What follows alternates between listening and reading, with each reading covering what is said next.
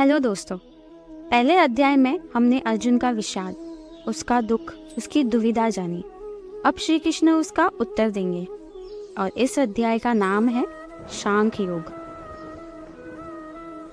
दोस्तों, यहाँ से शुरुआत होती है उस ज्ञान की जिसके लिए भगवत गीता दुनिया का महान ग्रंथ और ज्ञान का भंडार माना जाता है।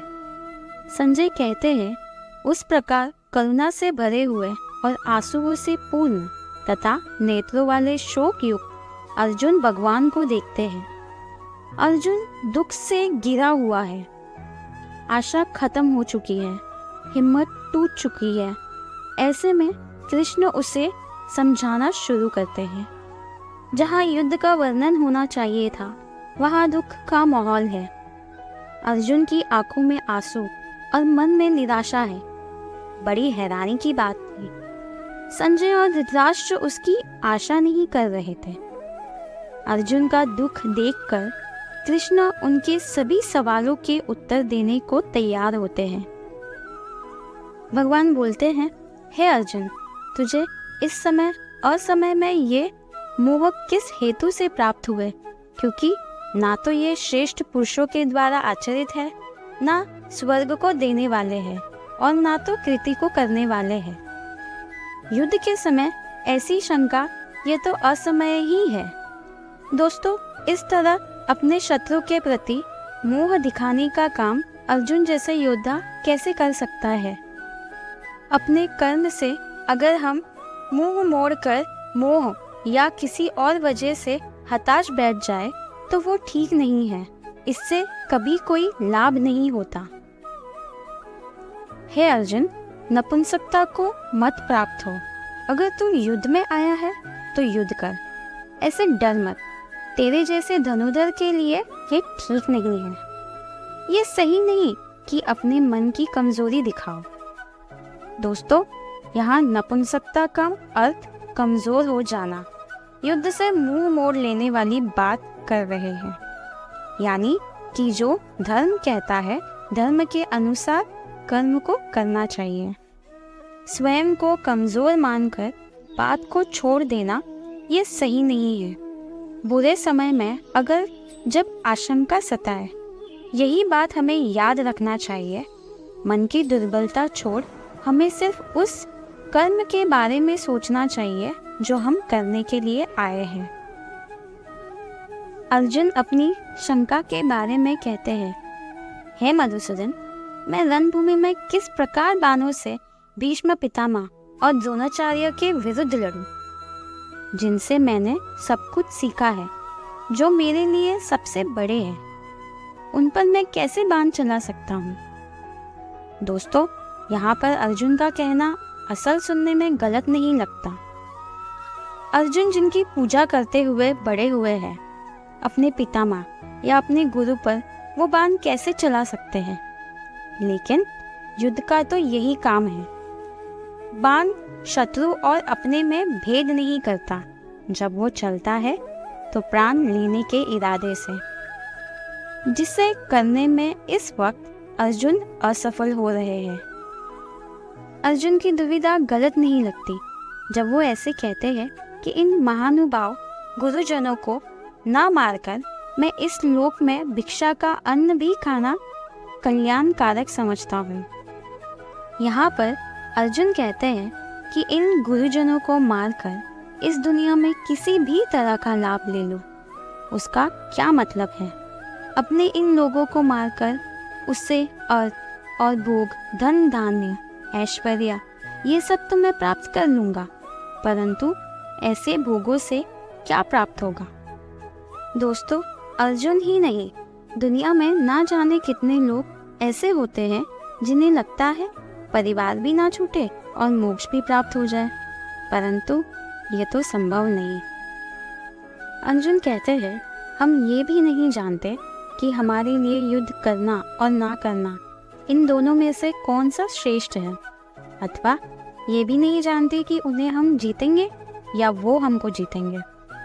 और जिनको मारकर हम जीना भी नहीं चाहते, वे ही हमारे आत्मीय धृतराष्ट्र के पुत्र हमारे मुकाबले में खड़े हैं। भविष्य में क्या होता है, क्या होगा ये कोई भी नहीं जानता। विधि ने क्या विधान लिखा है उसके बारे में किसी को नहीं पता। लेकिन वर्तमान में जो हम करना चाहते हैं उसका निर्णय हमारे हाथ में ही होता है। हमारे कर्म सिर्फ और सिर्फ हमारे ही हाथ में है। तो क्या युद्ध को जीतने के लिए अपनों को मारना ठीक है? अपने कर्म को पूरा करने के लिए हमें किस सीमा तक जाना चाहिए और किस सीमा को पार करना चाहिए? अर्जुन 7वें श्लोक में कहते हैं, हे कृष्ण, मैं अपने दुर्बलता के कारण अपना कर्तव्य भूल गया हूँ और सारा धैर्य खो चुका हूँ। ऐसी अवस्था में आपसे पूछ रहा हूँ कि जो मेरे लिए श्रेष्ठकर हो उसे निश्चित रूप से बताइए। अब मैं आपका शिष्य हूँ, कृपया मुझे निर्देश दे। अर्जुन श्री कृष्ण से कहते हैं, हे कृष्ण, मुझे ऐसा कोई साधन नहीं दिखता जो मेरे इस शोक को दूर कर सके। भले ही मुझे अतुल्य पर्याप्त राज्य और देवताओं की शक्ति प्राप्त हो जाए, फिर भी मुझे ऐसी कोई चीज नहीं दिखती जो मेरे इंद्रियों को नष्ट करने वाले इस दुख को दूर कर सके। संजय ने कहा, इस प्रकार कहने के बाद शत्रुओं का दमन करने वाला अर्जुन कृष्ण से बोला, हे गोविंद, मैं युद्ध नहीं करूंगा, और यह बोल के चुप रह गया। संजय कहते हैं, हे भरतवंशी, उस समय दोनों सेनाओं के मध्य शोकमग्न अर्जुन से कृष्ण ने हंसते हुए ये शब्द कहे। भगवान श्री कृष्ण ने कहा, एक बुद्धिमान व्यक्ति की तरह बोलते हुए तुम वास्तव में उस चीज के लिए शोक कर रहे हो जो दुख के योग्य नहीं है। बुद्धिमान ना तो जीवित और ना ही मृत्यु के लिए शोक करता है। श्री कृष्ण कहते हैं, अर्जुन, ऐसा कोई समय नहीं था जब आप, ना मैं, ना ही यहाँ एकत्रित हुए ये सभी योद्धा मौजूद ना हो। ना ही भविष्य में हमारा अस्तित्व कभी खत्म होगा। जैसे आत्मा बचपन, युवावस्था और बुढ़ापे के शारीरिक परिवर्तनों से गुजरती है, वैसे ही ये मृत्यु के समय एक शरीर से दूसरे शरीर में स्थानांतरित हो जाती है। बुद्धिमान लोग इस परिवर्तन से कभी भ्रमित नहीं होते। हे कुंती पुत्र, इंद्रियों और इंद्रिय विषयों के बीच के बातचीत से ठंड, गर्मी, खुशी और दर्द की संवेदनाएं उत्पन्न होती है। ये भावनाएं अस्थायी है। दोस्तों, अस्थायी का अर्थ होता है सिर्फ कुछ समय के लिए। ये भावना हमेशा प्रकट होती है और फिर गायब हो जाती है। श्री कृष्ण कहते हैं, हे अर्जुन, तुम्हें उन्हें सहन करना सीखना होगा। कृष्ण कहते हैं, हे अर्जुन, जो पुरुष सुख तथा दुख में विचलित नहीं होता और इन दोनों में समभाव से रहता है, यानी जो दुख तथा सुख को एक ही भाव से देखता है, यानी सुख में अधिक खुशी और दुख में शोक नहीं मनाता, वही व्यक्ति मुक्ति के योग्य है। भाव बंधन से मुक्ति पाने के लिए यही एकमात्र उपाय है। श्री कृष्ण कहते हैं कि असत्य वस्तु की तो सत्ता नहीं है और सत्य का अभाव नहीं है। दोस्तों, जो झूठ है उसका कोई मूल्य नहीं है, मूल्य सिर्फ सच का ही है। समझदार लोग इस बात को समझते हैं। जिसका आना जाना लगा रहे उसके लिए कोई क्या शोक करे। दुख गया तो सुख आने के लिए दरवाजे पे खड़ा है। एक के लिए दुख करेंगे तो आने वाले सुख के लिए जल्द ही खुश भी होना पड़ेगा। लेकिन आप ज्ञान को समझे तो पाएंगे ये दोनों भाव झूठे हैं। इनका कोई मूल्य नहीं। मूल्य है तो सिर्फ आत्मा का, जो निरंतर है, और सिर्फ वही सच है। यह निश्चित जान ले कि व्यक्तिगत चेतना जो संपूर्ण शरीर में फैली हुई है अविनाशी है, जो कभी नष्ट नहीं हो सकती। चेतना की अविनाशी व्यक्तिगत इकाई को कोई नष्ट नहीं कर सकता। श्री कृष्ण अर्जुन से कहते हैं, हे अर्जुन, ये शरीर स्वभाव से नाशवान है। ये तत्क्षण नष्ट हो सकता है और 100 वर्ष बाद भी। ये केवल समय की बात है। इसे अनंत काल तक बनाए रखने की कोई संभावना नहीं है। किंतु आत्मा इतनी सूक्ष्म है कि कोई शत्रु उसे देख भी नहीं सकता, मारना तो दूर रहा। जैसे कि पिछले श्लोक में कहा गया है, यह इतनी सूक्ष्म है कि कोई इसके मापने की बात सोच भी नहीं सकता।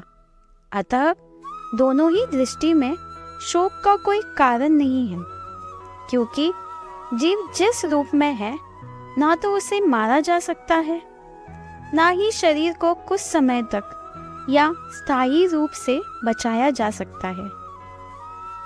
जो चेतना की शाश्वत इकाई को मारने वाला मानता है और जो इसे मारे जाने में सक्षम मानता है, वो दोनों अज्ञान में है, क्योंकि आत्मा ना तो मरता है और ना ही मारा जाता है।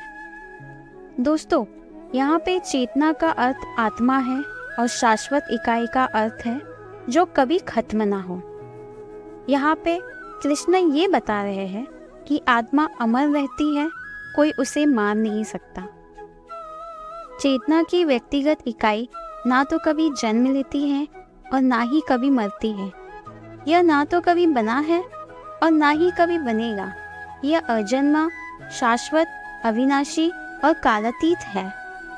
भौतिक शरीर के नष्ट होने पर यह नष्ट नहीं होता है।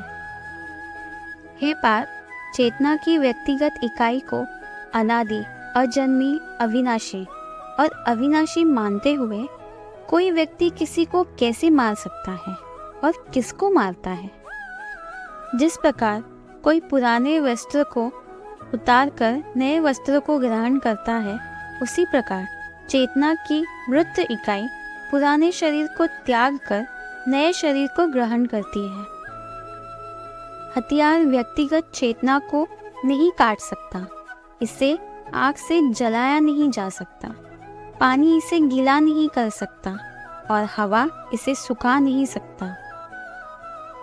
आत्मा का स्वरूप अव्यक्त है, मतलब इसे व्यक्त नहीं कर सकते, समझा नहीं सकते। इसको अचिंत्य कहते हैं। इसको आप सोच भी नहीं सकते। यह आत्मा विकार रहती है। आत्मा में कोई कमी नहीं है दोस्तों।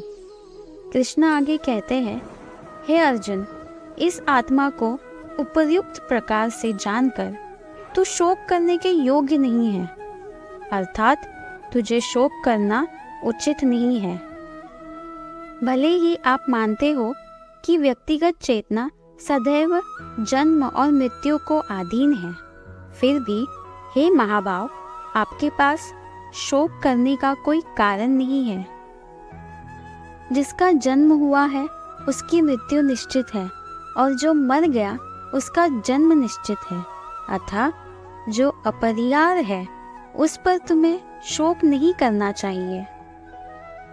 हे भारत, सभी जीवित प्राणी जन्म से ही पहले अव्यक्त होते हैं, जन्म और मृत्यु के बीच प्रकट होते हैं और मृत्यु के बाद फिर से अव्यक्त हो जाते हैं। तो फिर शोक का कारण क्या है? हे भरत के वंशज, सभी प्राणियों के शरीर के भीतर रहने वाली शाश्वत व्यक्तिगत चेतना को कभी नहीं मारा जा सकता। अतः तुझे किसी के लिए शोक नहीं करना चाहिए। इसके अलावा आपके स्वाभाविक कर्तव्य पर विचार करते हुए आपको डगमगाना नहीं चाहिए, क्योंकि एक योद्धा के लिए धार्मिकता को बनाए रखने के लिए लड़ाई से बेहतर कोई रास्ता नहीं है। हे पार्थ, केवल सबसे भाग्यशाली योद्धा को ही ऐसे युद्ध में शामिल होने का अवसर मिलता है, जो उच्च ग्रहों के लिए एक खुले द्वार के रूप में आपके लिए स्वयं ही आया है। कृष्णा ने युद्ध को स्वर्ग के द्वार से कंपेयर किया है और अर्जुन को युद्ध करने के लिए बोला है। किंतु यदि तू इस धर्मयुक्ता युद्ध को नहीं करेगा तो स्वधर्म और कृति को खोकर पाप को प्राप्त होगा। कृष्णा चेतावनी देते हैं, अगर युद्ध को स्वीकार नहीं किया तो उसके बदले में सिर्फ पाप मिलेगा। आने वाले समय में लोग तुम्हारी बदनामी की चर्चा करते रहेंगे, और जो महान है उसके लिए बदनामी मौत से भी बदतर है। युद्ध को छोड़ देने का मतलब ही अपमान है। आपको क्या स्वीकार है, यश या अपयश, अपमान या सम्मान? प्रतिष्ठित योद्धा को विश्वास हो जाएगा कि आपने डर के कारण लड़ना बंद कर दिया है। तुम उन लोगों की नज़रों में अपमानित हो जाओगे जो तुम्हें बड़ा सम्मान देते हैं। दोस्तों, चाहे अर्जुन हो या हम, युद्ध ना करने में बहुत अपमान होता है। अच्छा या बुरा, छोटा या महान, सब तुलना का खेल है। इस खेल में हार जीत तो होती है। इसके अलावा युद्ध में कौशल दिखाना भी बहुत बड़ी बात होती है।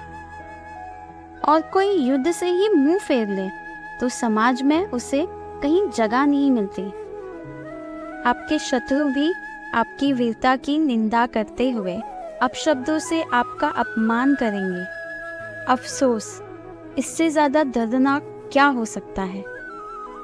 हे कुंती पुत्र, यदि तुम मारे गए तो तुम्हें उच्च लोक प्राप्त हो गए, और यदि तुम विजय हुए तो तुम पृथ्वी का आनंद उठाओगे। इसीलिए अपने सफलता के प्रति आश्वस्त रहे, खड़े हो और लड़ो। सुख दुख, लाभ हानि, जय पराजय, संघर्ष का सामना करते समय संभाव बनाए रखें। इस प्रकार आप अपवित्रता के भागी नहीं बनेंगे। दोस्तों, इस पार्ट में हमने देखा कैसे कृष्णा ने अर्जुन को इटर्नल नेचर ऑफ सोल और impermanence of the physical body के बारे में बताया है। कृष्ण बताते हैं कि परिणामों की परवाह किए बिना कर्तव्य करना चाहिए। दोस्तों, कृष्णा ने यहाँ सेल्फ रियलाइजेशन और डिटैचमेंट पे जोर दिया है। कृष्णा अर्जुन को अपनी भावनाओं से ऊपर उठने और एक योद्धा के रूप में अपने कर्तव्य पूरा करने के लिए प्रोत्साहित करते हैं। कृष्णा अर्जुन को याद दिलाते हैं कि अपने कर्तव्य को पूरा करके वह सांसारिक सफलता और आध्यात्मिक मुक्ति दोनों प्राप्त करेंगे। सो दोस्तों, आपको हमारा वीडियो कैसे लगा ज़रूर बताना कमेंट बॉक्स में। हम फिर हाजिर होंगे एक नए वीडियो के साथ। तो आज के लिए बस इतना ही। Please like, share and subscribe to my channel.